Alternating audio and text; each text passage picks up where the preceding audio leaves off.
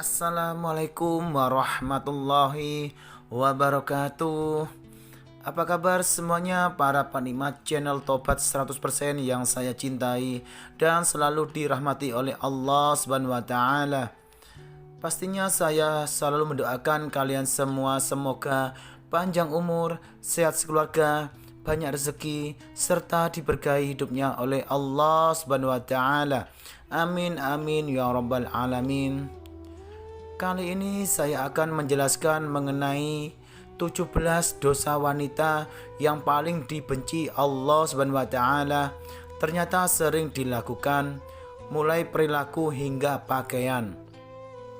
Namun sebelum saya menjelaskan lebih detailnya, alangkah baiknya kalian terlebih dahulu dukung channel Tobat 100% ini agar tidak ketinggalan mengenai amalan-amalan, wirid, zikir, dan doa-doa lainnya sesuai anjuran Rasulullah Shallallahu Alaihi Wasallam dan para nabi lainnya dengan cara tekan tombol seperti berikut ini.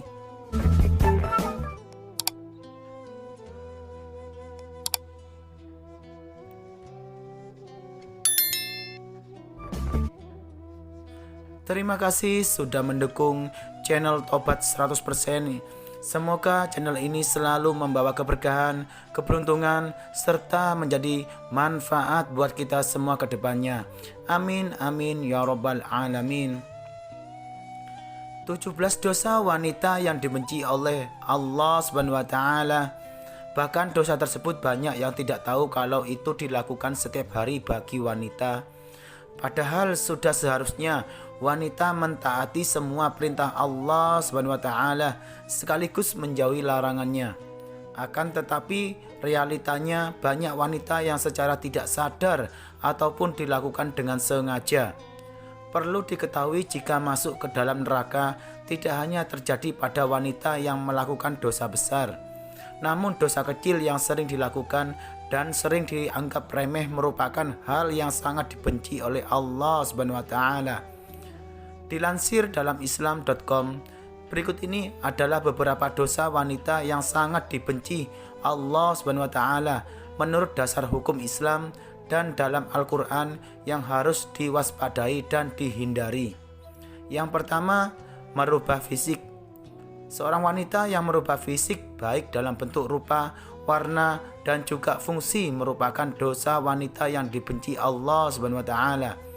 Perubahan fisik yang dimaksud adalah seperti melakukan operasi untuk menambah tinggi, implan payudara, sedet lemak, memancungkan hidung, dan perubahan fisik yang sejenis dengan tujuan untuk mempercantik diri dan ingin ditampilkan untuk orang lain, khususnya pria, dan bukan karena tujuan medis atau kesehatan.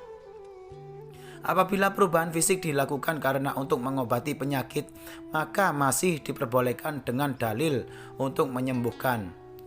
Dan selanjutnya yang kedua, melakukan pernikahan sejenis atau lesbian.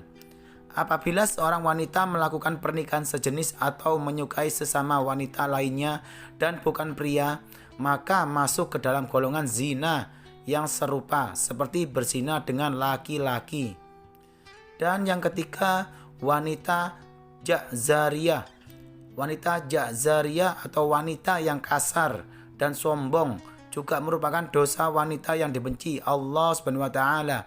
Wanita yang selalu berlaku kasar dan sombong pada orang lain seperti sering berteriak, tidak mau bergaul, dan juga terlalu membanggakan diri merupakan hal yang harus dihindari para wanita, sebab menjadi sikap yang akan membuat Allah Subhanahu wa taala murka.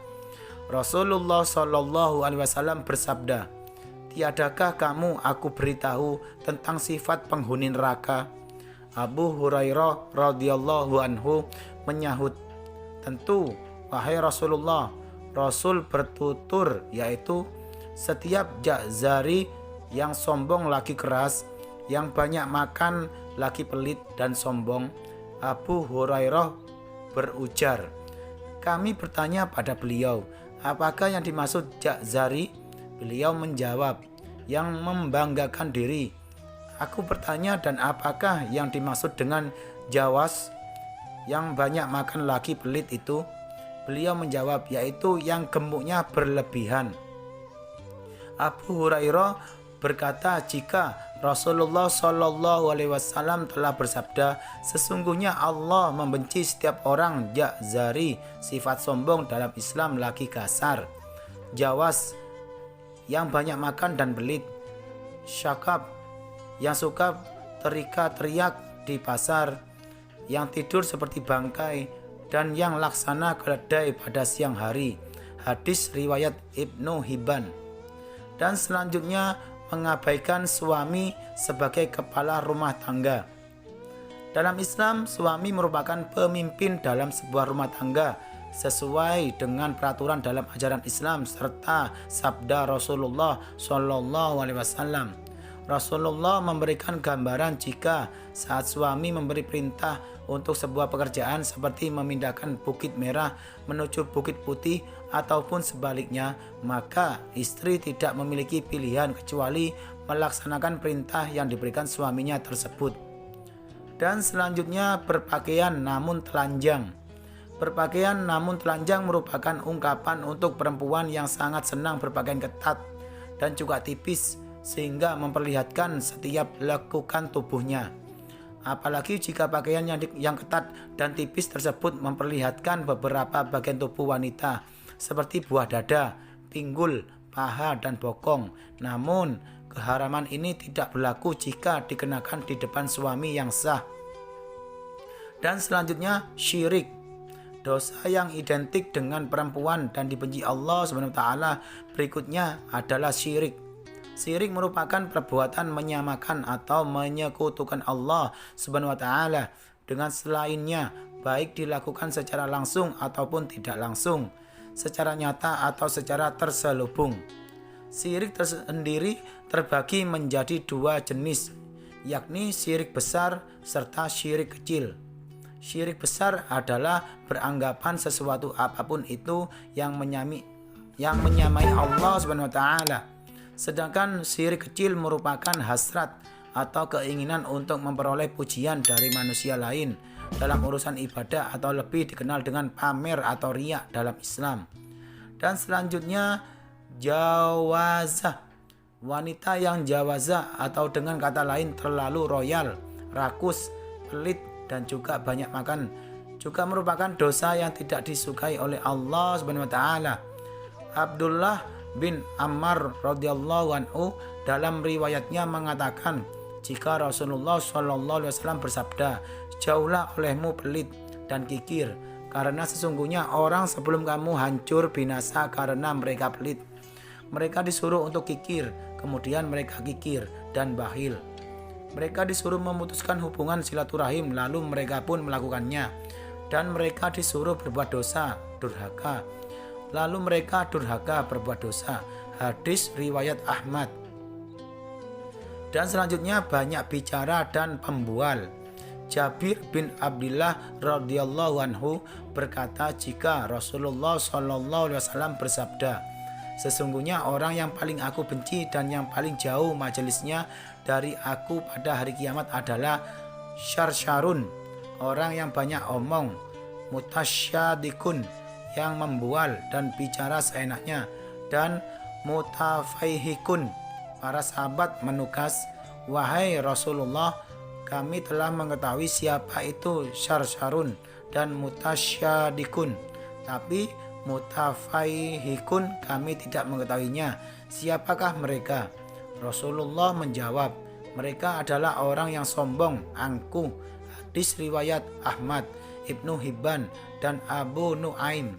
Bila ada sifat tersebut dalam diri Anda, bertaubatlah. Semoga kita terhindar dari sifat itu. Dan selanjutnya menolak hubungan suami istri. Allah SWT sudah mengatur umatnya agar hidup secara berpasangan lalu mendapatkan keturunan.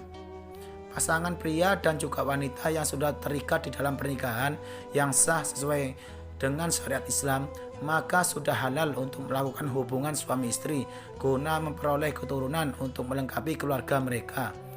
Apabila istri menolak saat suami meminta untuk bergaul, maka ini sama saja wanita atau istri tersebut sudah membuka pintu laknat dari Allah SWT untuk dirinya, sebab ini merupakan kewajiban wanita dalam Islam, kecuali di saat wanita sedang sakit atau sedang menstruasi, maka diwajibkan wanita untuk menolak.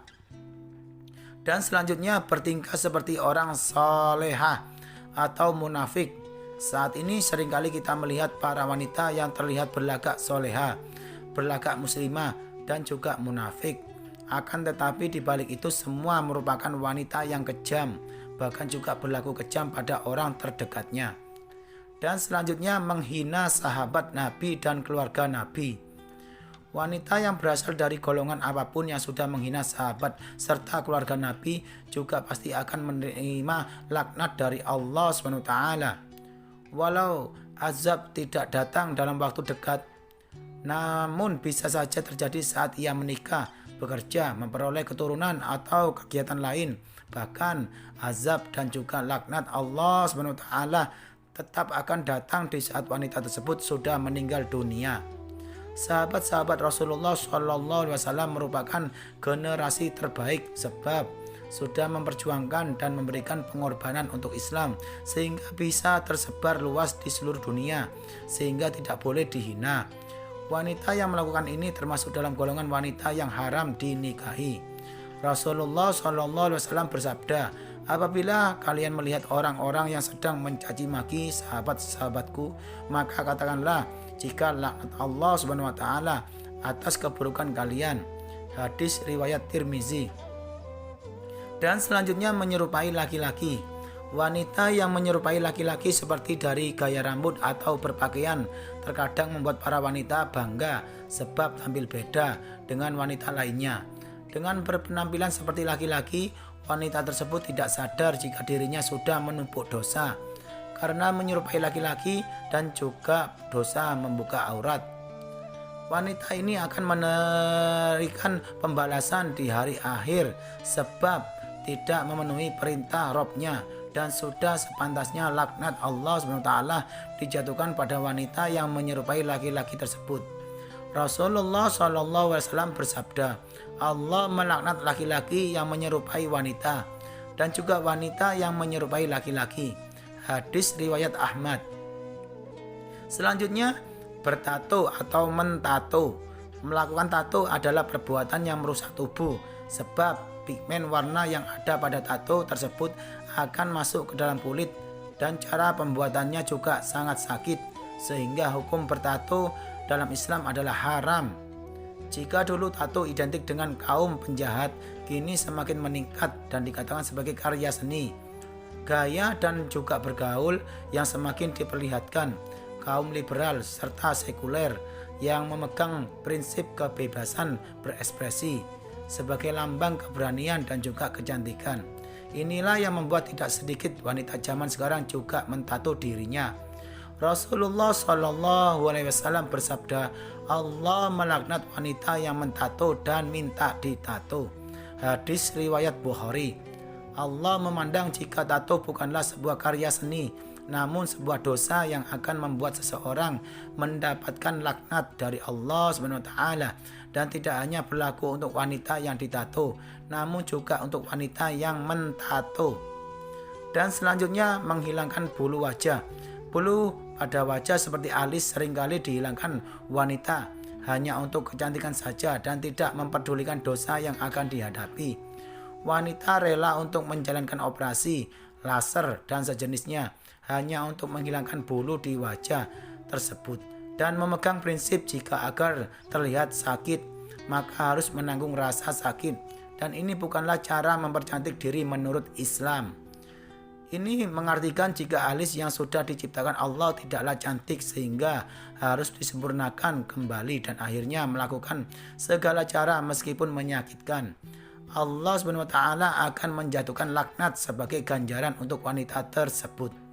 Dan selanjutnya menyambung rambut. Sedangkan menyambung rambut tersebut dilakukan hanya untuk memperoleh kecantikan dan membuat wanita tidak ingin mengenakan jilbab sebab ingin memperlihatkan keindahan rambutnya tersebut. Sehingga dosa semakin bertambah, yakni dosa membuka aurat. Dan selanjutnya melakukan suap dan menerima suap. Urusan suap menyuap tidak hanya dilakukan pria namun juga wanita, dan laknat yang akan didapat wanita tersebut juga serupa dengan yang diterima pria. Rasulullah SAW bersabda, Allah melaknat orang yang menyuap dan menerima suap dalam hukum dan juga pengadilan. Hadis riwayat Ahmad. Dan selanjutnya, pergi tanpa izin suami.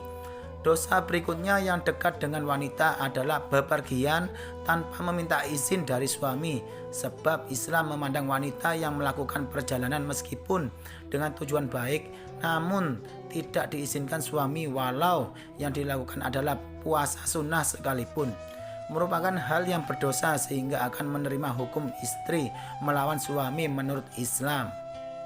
Selanjutnya, berhawalat dan tidak menolak jamahan. Rasulullah SAW juga bersabda, jika seorang istri yang membiarkan dirinya dijamah lelaki lain, maka boleh diceraikan, yang menunjukkan jika perbuatan tersebut adalah dosa besar dalam Islam. Demikian penjelasan terkait beberapa dosa wanita yang paling dibenci Allah SWT.